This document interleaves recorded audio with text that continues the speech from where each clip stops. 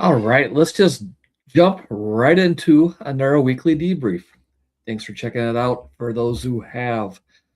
What we got going on here, this is just me kind of doing a weekly recap of different events that I've seen, both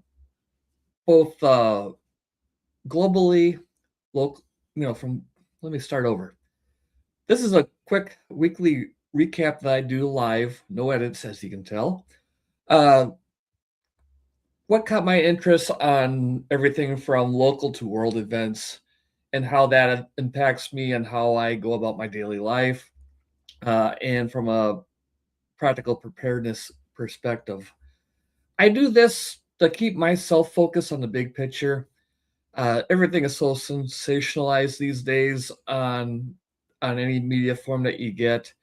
So I try to take a step back, remove the hype, and see what really I should be concerned about.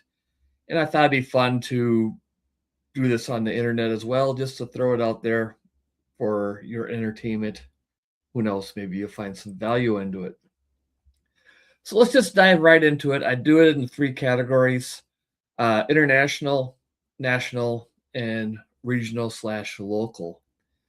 So the big item this week is the U.S. military buildup in the Middle East surrounding Iran. I've mentioned this a few times in the past week or two, and I thought it was nothing really to focus on. It's kind of a distraction for myself. Distract coffee. Distraction for myself on other things to focus on.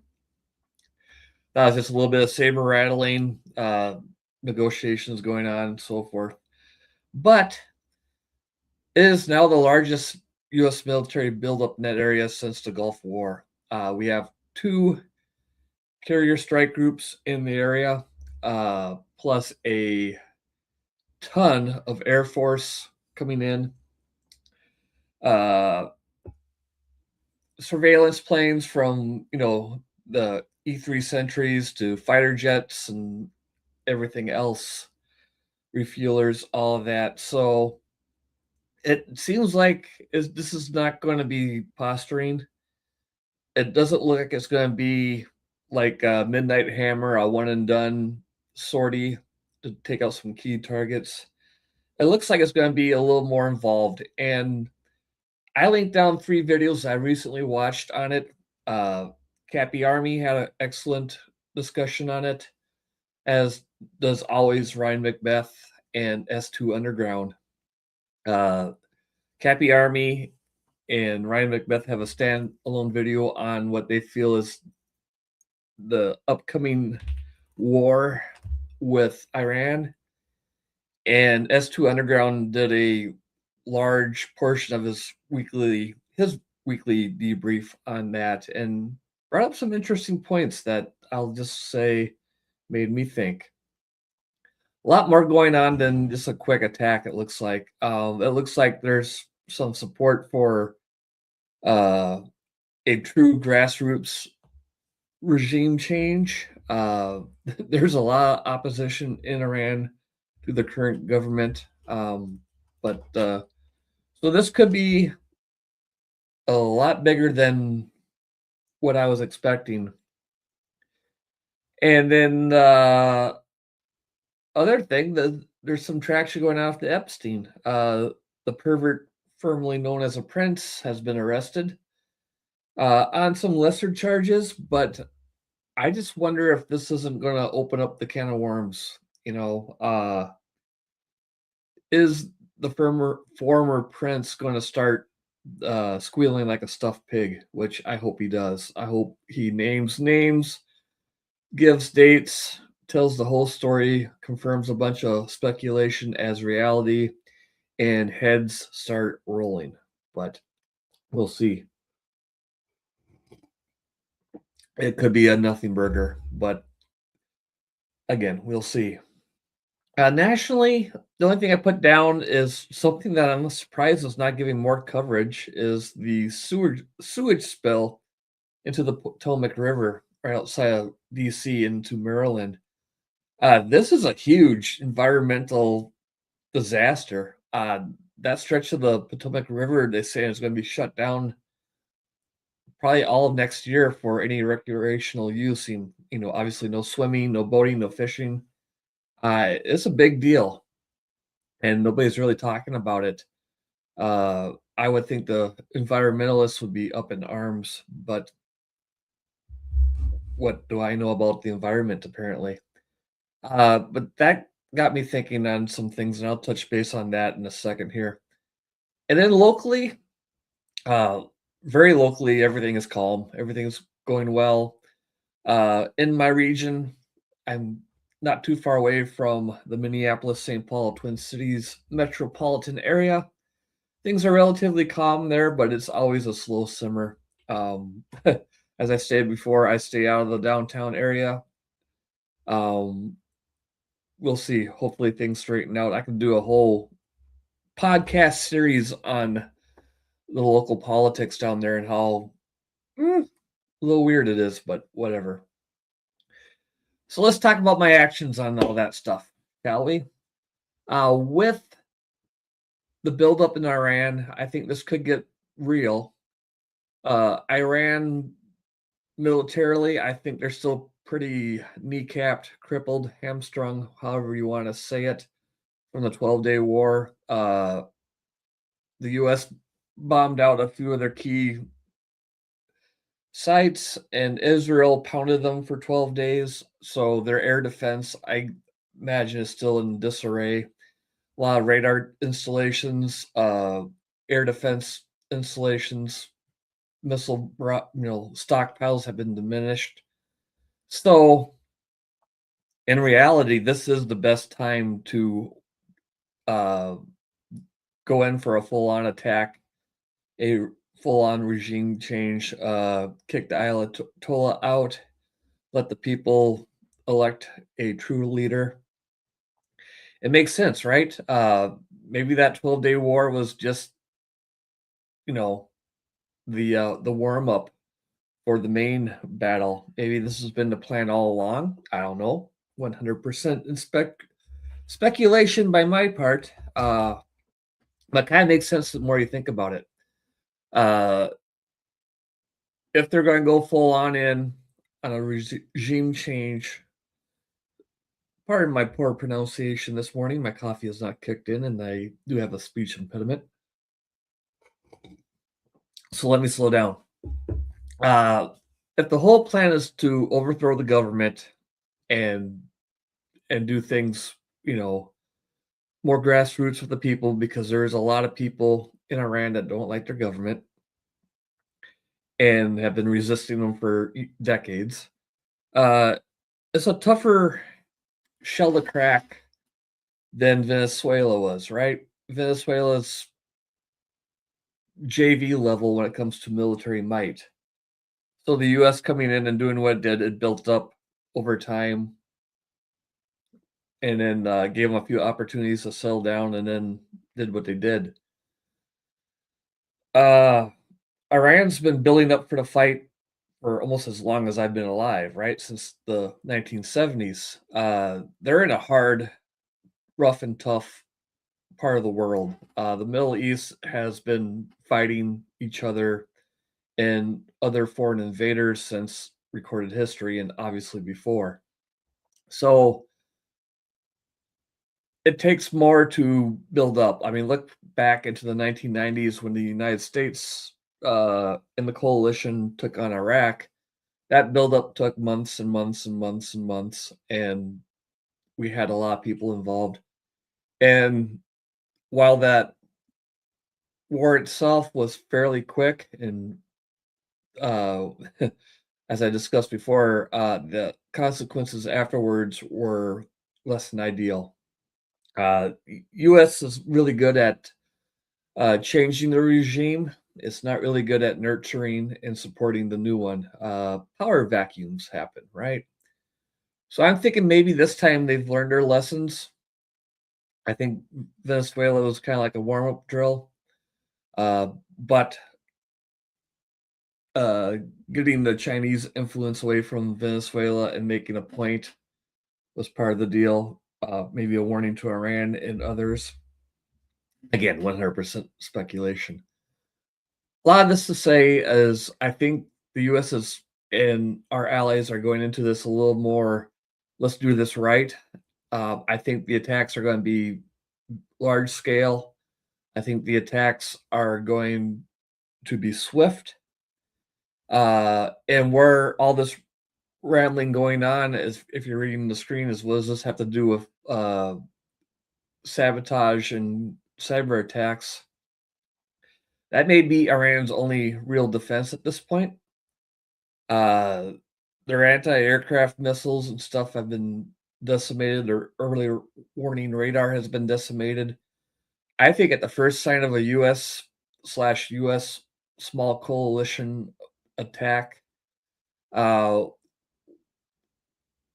once their bunkers start rumbling, I think they're going to go with a cyber attack. I think they will, before their internet goes away, they will be releasing carnage onto our internet, attacking our grid, our services, our internet service in general. Just a hunch. I think that's their biggest weapon that they have. And if that happens, then yeah, there's going to be protests here. Uh, I think Ryan McBeth goes into a lot more detail on what we could see. So again, those 3 videos I linked down below, definitely worth your time watching if you made it this far into my video. So that's where I'm at right now. I think if things heat up in the next couple of days with Iran, I could see some cyber attacks and perhaps some kinetic attacks, some actual explodies at uh, power transfer sites, substations, uh, water treatment, sewer treatment sites. That kind of circles back to the Potomac sewer spill. If those things can be compromised either by a cyber attack of shutting down the grid, shutting down the controls, taking over the controls, opening valves, or dubious people blowing things up, breaking stuff. Either some type of sleeper cell, if you will. I hate that phrase, but you know, gotta throw it out there. Or sympathetic protesters who just don't like war start breaking stuff at random. Uh, that can disrupt a lot of services. So think about what you're going to do when your toilet doesn't flush or your power doesn't come on. You know, we all have battery backups, uh, or not all of us, but the prepper type, we have power backups. You know, we have generators, we have solar panels, we have a big pile of batteries and flashlights. We have canned food in the pantry and all that kind of stuff. But do you think about where you're going to poop for a week when your toilet doesn't work? That kind of stuff. Uh, so give that a thought. I know it's kind of a gross subject, but there you go. So with that, that's what I'm working on is making sure I'm checking all the boxes, making sure uh, my grid down preps are in place. My batteries are topped off. My generator's working in good condition.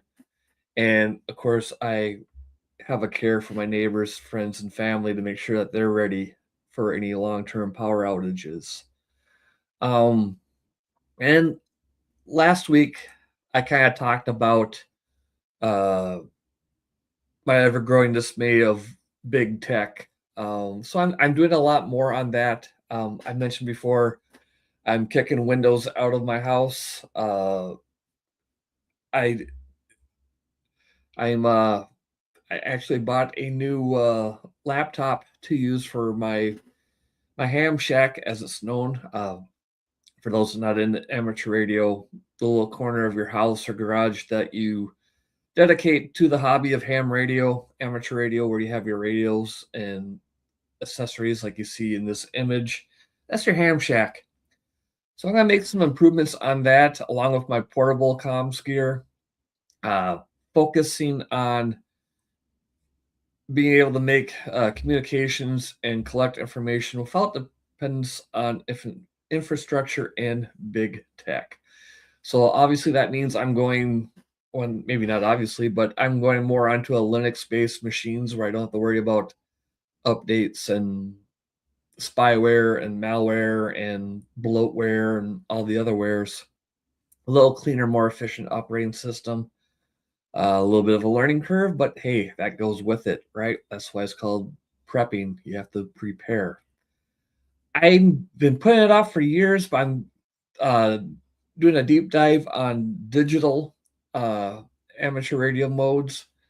Again, for those that don't know much about amateur radio, there are ways where we can do basically text messaging, file share, even literal email using no internet, just radio waves. So I'm getting my skills and the equipment up on that. And also I have a GMRS radio repeater system that I have in pieces behind me. I need to get that up and running and grow the community for that. I think that's a great method for local comms because you don't deal with the license testing BS that you do with amateur radio. So a lot easier to get my friends and family and neighbors into that. So, and all of that with a minimal use of the internet. Um, like I said, if things go down right now, I can communicate with some key people pretty easily without self-service, without text, without email. But I got to bump those numbers up. So you will be seeing more videos on that topic on this channel. I'm going to be doing a live stream probably in about a month where I'm going to show you the setup that I'm working on, some software and applications that's pretty straightforward to use and is pretty powerful that will build like a live action event map of any situation that you have. I got a good demonstration that I'm going to be doing live in a few weeks. More details on that coming if you're interested.